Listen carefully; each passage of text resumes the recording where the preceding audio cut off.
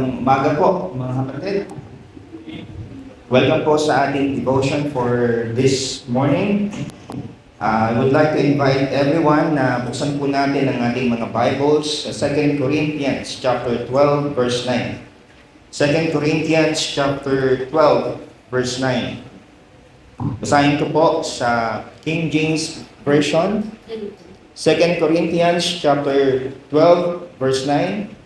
And he said unto me, My grace is sufficient for thee, for my strength is made perfect in weakness.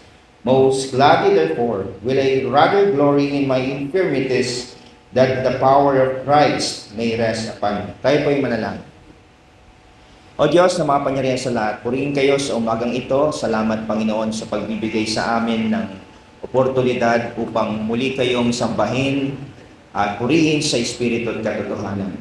Maraming salamat Panginoon sa inyong biyaya na nag-uumapaw sa aming mga buhay, sa pang-araw-araw naming buhay, pangangailangan, at lahat po Panginoon ng aming gawain. Kayo po Panginoon ang siyang gumagabay at ang biyaya nyo ang aming sandigan. Panginoon, sa umagang ito, patawarin kami sa lahat ng mga pagkukulang, sa mga pagkakasala na nagawa namin sa inyo. At tulungan kami, Panginoon, na maging sisitlan ng kaluwalhatian para sa inyong pangalan, Panginoon Diyos. Gabayan niyo po kami sa aming pag-aaral, sa aming devotion this morning. Nawa, Panginoon, ay kayo lamang ang aming mapapurihan, wala nang iba. Ito po ang aming dalangin sa ngalan namin, Panginoong Kristo. Amen. Dito po sa ikalawang sulat na ito ni Pablo sa mga taga-Korinto, ay may layunin po na maisaayos yung maraming bagay sa iglesyang ito. Alam naman po natin na yung Corinthian church is one of the most problematic churches na kinausap ni Pablo o yung kanyang binibigyan ng liham kapag siya po ay sumusulat. At kabilang na po dito sa mga issues yung paglilinaw sa kanyang otoridad bilang apostol. At tinalakay din po niya rito yung division sa loob ng iglesia, yung pangangailangan ng kapatawaran o repentance or forgiveness, at ganoon din yung pagkakaisa, at marami pang mga issues na binanggit dito sa Book of Corinthians. Dito po mga kapatid, sa specific passage from verses 1 to 10, makikita po natin dito yung personal experience ni Pablo, lalong-lalo na kung paano po siya nakatanggap ng visions and revelations mula sa Diyos. And in that, I encourage nyo na habang nagsasalita ako, you may read verse 1 hanggang verse 10 para makarelate po kayo dito sa aking pong sinasabi. And if you're going to read it, makikita po dito yung natin yung supernatural na experience ni Apostle Paul. And although he speaks dito in third person, sabi niya, mababasa niya dyan, sinasabi niya, I know a man in Christ. That is the third person, yung gamit niyang salita. But that is to show his humility and modesty. Yung taong tinutukoy niya dyan, yung man na dyan, ay walang iba kundi yung kanyang sarili. Okay? At binanggit po dito sa kanyang mensahe, yung third heaven. And according to some commentators, there are first, second, and third heaven. Okay? The first heaven, ito daw yung ating nakikita sa alapaap, yung ulap. And yung second heaven, ito yung kung nasaan yung sun, moon, and stars. Sa madaling salita, ito yung kalawakan. At yung third heaven is the highest heaven. Ito yung lugar kung saan pinupuri ang Diyos, sinasamba ang Diyos ng kanyang mga anghel. So dito niya sinabi yung sinabi niya sa verse number 4. Sabi ni Pablo, how that he was caught up into the paradise and heard unspeakable words, which is not lawful for a man to utter. Ito yung mga sarado, yung mga sagradong katotohanan na hindi basta-basta naunawaan ng tao. Ito yung nakita ni Paul. Ito yung na-receive ni Paul when he went to the third heaven. And Paul says that this happened 14 years before the time of this writing. So kung gagamitan natin ng kaunting math, therefore masasabi natin na ito po yung nangyari AD 42 to AD 44 prior sa kanyang first missionary journey. So masasabi po natin na it was an incredible experience of Apostle Paul. Meron tayong reference kung ano yung idea ng mga naranasan niya dito sa kanyang pagkakakwento, but we do not have any idea kung ano talaga yung eksaktong nangyari doon sa vision na ito, doon sa revelation na ito na kanyang naranasan. At sa mga ganitong pagkakataon, mga kapatid, normally ang mga sinumang tao ang makaranas nito ay malaking tendency na magyabang sila o magmalaki sila dahil sa incredible experience na naranasan nila sa kanilang buhay. You know, I remember may story akong napanood many years ago. It was an interview ng isang tao na nagsasabi na siya'y namatay, siya'y dinala sa langit, nakipagkwentuhan daw sa kanya yung Diyos, and eventually, pinabalik siya sa lupa na buhay muli. So doon sa interview na panood ko, mababatid ko yung pagmamalaki ng taong ito. Proud na proud siya sa kanyang sinabi. Proud na proud siya sa kanyang experience. Although alam naman natin na hindi naman totoo yung bagay na sinabi niya, o baka naghahalucinate lang yung taong ito. Ngunit mga kapatid, si Pablo ay hindi naghahalucinate dito sa naranasan niyang experience. It was a reality. At alam natin na kahit si Pablo ay isang tapat na lingkod ng Diyos, siya ay nasa laman pa rin. At may kapasidad magyabang. Meron siyang capacity na magmalaki sa kanyang experience na ito, na kinikwento niya dito sa mga taga-Korinto. Kaya naman siya mismo yung nagsabi na may isang bagay ang ibinigay sa kanya ng Diyos para mapigilan yung kanyang pagmamalaki, para mapigilan yung kanyang pagmamayabang. Ito ay walang iba kundi yung kanyang thorn in the flesh. Okay? Maganda sabi sa verse 7, "So to keep me from becoming conceited because of the surpassing greatness of the revelation, a thorn was given me in the flesh, a messenger of Satan to harass me, to keep me from becoming conceited." So this is English Standard Version. Yung word na ginamit dito is conceited. Ano mang ibig sabihin yan? The word conceited means being too proud of yourself, or too proud of your actions, too proud of your abilities. And I do believe na ito ay hindi parusa ng Diyos, yung thorn in the flesh. Yung pain, yung suffering na ito ni Pablo sa kanyang laman, ay parte po ito ng pag-iingat sa kanya ng Diyos. Although, mga kapatid, hindi po natin alam exactly kung ano po yung thorn in the flesh dito. And some scholars says it was a chronic eye problem. Sabi nila, malaria daw. Sabi nila, migraines.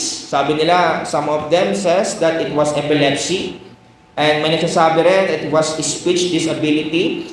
Ngunit walang makapagsasabi kung ano yung eksaktong thorn in the flesh. Kung ano yung eksaktong pain na nararamdaman ni Pablo. But the sure thing is that it was a real pain. Talagang masakit ito for Apostle Paul. And this pain was caused by God.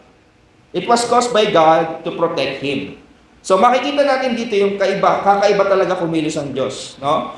Kasi sa tao, para maprotektahan ng sino man, gagawin niya ang lahat para hindi makaranas ng pain yung isang tao na pinoprotektahan niya. Like for example, yung anesthesia, di ba? O yung mga pain relievers. Yung ginagawa ng likidong ito, ng mga medicine ng ito, tinatanggal nila yung pain para hindi ito maramdaman ng isang tao na pinoprotektahan nila, o yung discomfort na nararamdaman niya.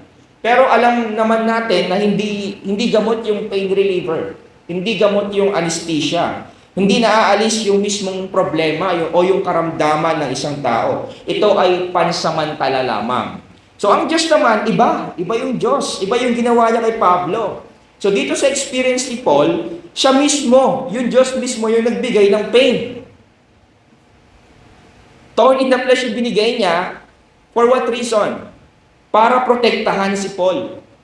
Para protektahan si Paul dito sa kanyang experience. Siya yung nagbigay ng pain para sa mas maprotektahan si Paul sa mas hindi kanais-nais na mangyari sa kanya, which is to be proud and magmalaki. Therefore, masasabi natin that God really works in mysterious ways. However, mga kapatid, since ito ay pain, sakit, hindi pa rin maiwasan ni Paul yung hilingin sa Diyos na tanggalin ito. Sabi sa verse number 8, he said, 3 times, I pleaded with the Lord about this, that it should leave me. Gusto niya nang mawala yung pain. Siguro hindi niya na kayang matiis, no? Dito natin makikita na hindi talaga biro yung thorn in the flesh ni Paul. Imagine, hindi lang isa, hindi lang dalawa, kundi 3 beses hiniling ni Paul na tanggalin yung sakit, natanggalin yung karamdamang ito na kanyang nararanasan sa kanyang katawan. Siguro napakatinding prayer yung nilaan ni Paul sa Diyos para mawala yung sakit na ito. Ngunit mas mahalaga sa Diyos ang protektahan si Paul laban sa mas malaki at delikadong sitwasyon kung wala ito kay Pablo. Now, in verse 9, makikita natin kung gaano kadakila, kung gaano kamangha-mangha, kung gaano kadalisay at walang katulad ang pangangalaga ng Diyos sa kanyang mga anak. Sa kabila po ng pain, sa kabila ng suffering ng kanyang mga anak, hindi pagkukulangin ng Diyos ang kanyang biyaya. His grace is sufficient.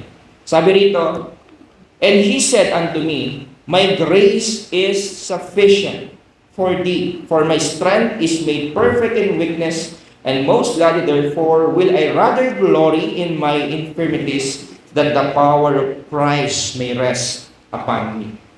Brethren, maliwanag dito mga kapatid, that God's grace transcends human weaknesses. Makikita natin yung diin sa pangangaral at diin sa pagbabahagi ni Pablo ng kanyang experiences na ang biyaya ng Diyos ay hindi nakabase sa ating kalakasan. Yung grace ng Diyos hindi po nakabase sa kakayahan natin. But it is more than sufficient to sustain us through our weaknesses. Now, sa kabila ng pangungulit ni Pablo sa Diyos, pinaalala ng Diyos sa kanya na sapat yung kanyang biyaya. Brethren, let's talk about grace, no? Grace is unmerited favor. Diba? We know that. At alam niyo, sa totoo lang, deserve naman talaga ni Paul yung pain. Diba? Sino ba sa atin ang hindi deserve yung pain? Makasalanan si Paul no? Epekto yon ng kasalanan niya, na minanan niya kasalanan kay Adan. Kagaya natin, we experience pain because that is part of the consequences of our sins. We suffer, we feel pain, and we die. Yan yung kasalanan, epekto ng kasalanan sa atin. Consequences yon ng kasalanan natin sa Diyos. Kaya yung biyaya ng Diyos, hindi talaga deserve ito ni Pablo. Hindi talaga natin ito deserve. Pero alam nyo mga kapatid, bagamat hindi natin ito deserve, sabi ng Diyos, ito ay sapat para sa ating kahinaan. Ito ay sapat para sa ating mga suffering. Okay? Alam nyo, may kultura tayong mga Pilipino.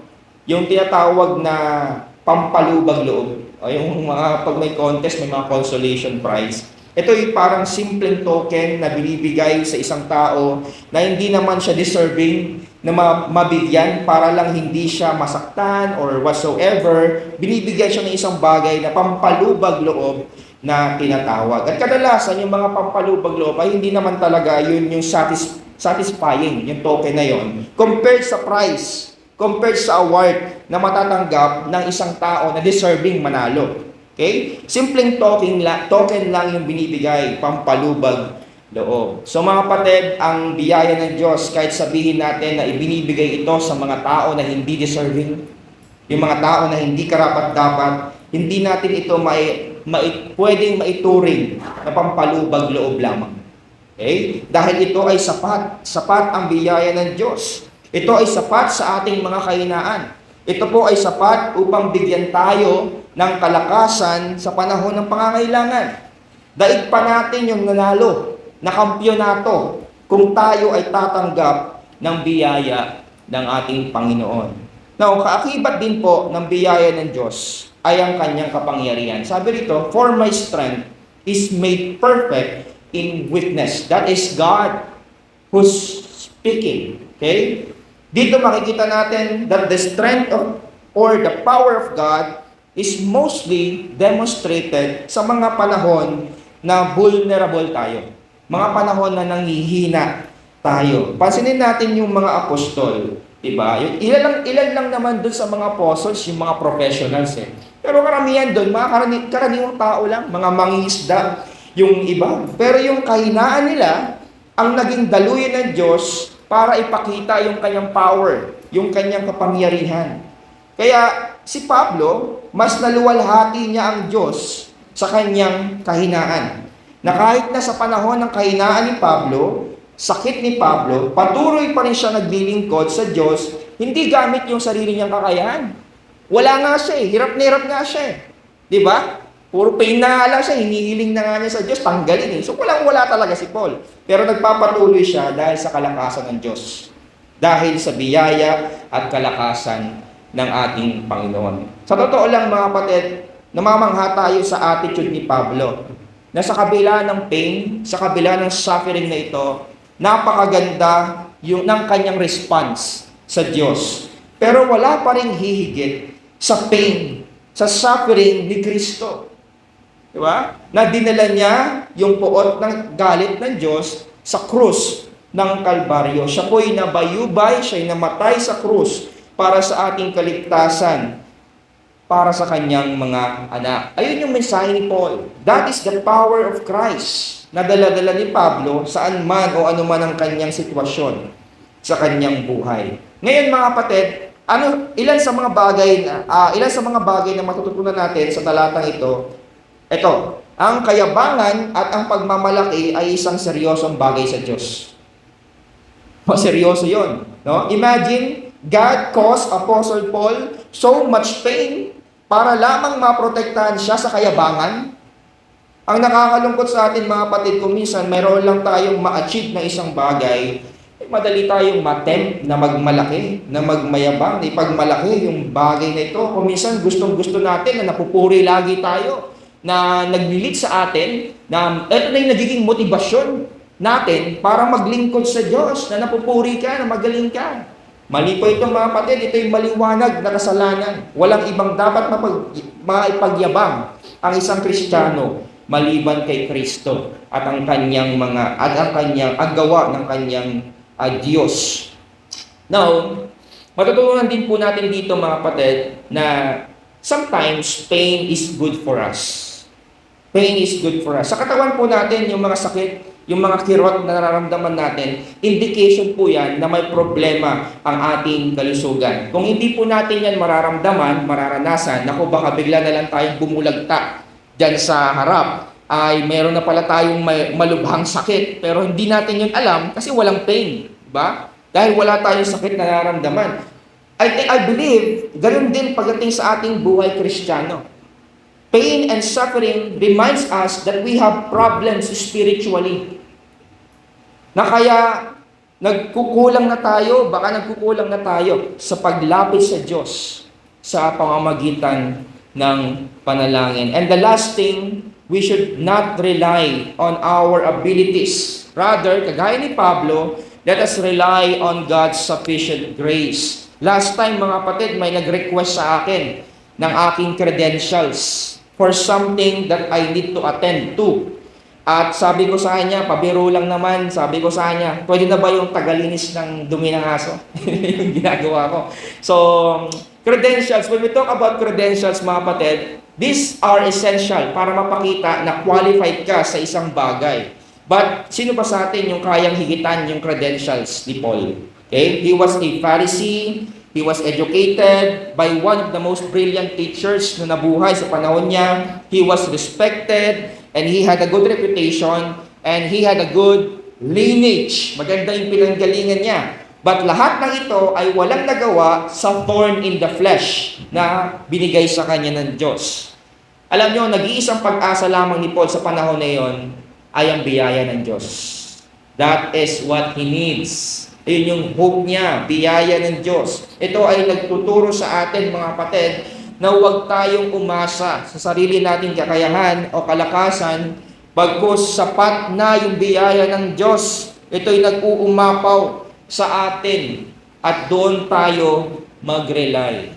Now, as we close, I hope, mga kapatid, ganito yung response natin sa sapat na biyaya ng Diyos. Anong response dapat natin? Yung response ni Pablo. Sabi niya, most gladly therefore will I rather glory in my infirmities, that the power of Christ may rest upon me. Sa wikang Tagalog, sabi rito, kaya't buong galak kong ipinagmamalaki ang mga kahinaan o aking kahinaan upang manatili sa akin ang kapangyarihan ni Kristo. Ito po yung pagmamalaki na allowed sa mga Kristiyano. Yung ipagmalaki yung ating kahinaan upang maiangat, upang maluwalhati si Kristo at ang kanyang sapat na biyaya sa kanyang mga anak. Panginoon, maraming salamat sa aming munting devotion this morning. Salamat sa pagpapaalala sa amin patungkol sa dakilang biyaya ninyo na ito po'y sapat sa aming buhay, sapat sa mga panahon na kami nanghihina at sakit, Panginoon. Nawa, O Diyos, gamitin namin ito bilang aming motibasyon upang mas lalo kayong papurihan sa aming buhay at ibaba ang aming mga sarili, Panginoon. Gabayan niyo po kami at sa aming susunod na gawain, ang aming Sunday School, ang aming mga pakikinig ng salita ng Diyos, Panginoon, ay maging successful at ito po ay tumalima sa aming mga puso at aming ma-apply sa aming mga buhay. Purihin po kayo, ito po ang aming dalangin sa Panginoong Yesus. Amen.